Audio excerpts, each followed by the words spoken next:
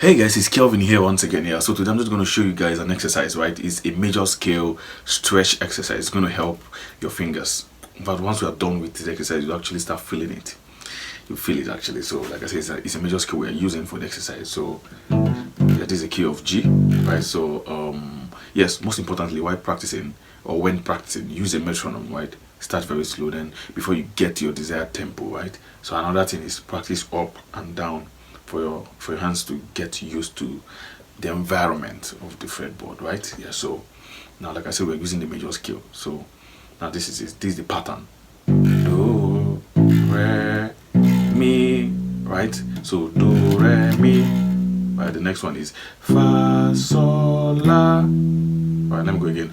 Do, re, mi, fa, sol, la. Then come to your ti, do. Right. So do, re, mi, fa, sol, la, ti, do. You see it, like I said, it's a stretch exercise. It's going to help open your hands more, right? So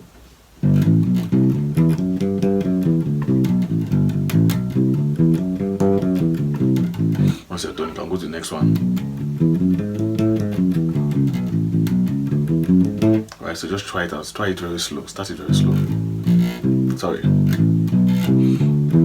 I'm trying to make sure your notes are clean, right? So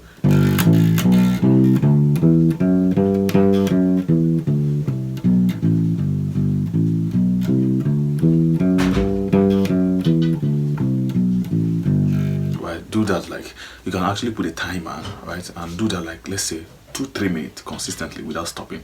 Then you actually start seeing the or feel the effect in your hands. Just try it out, right?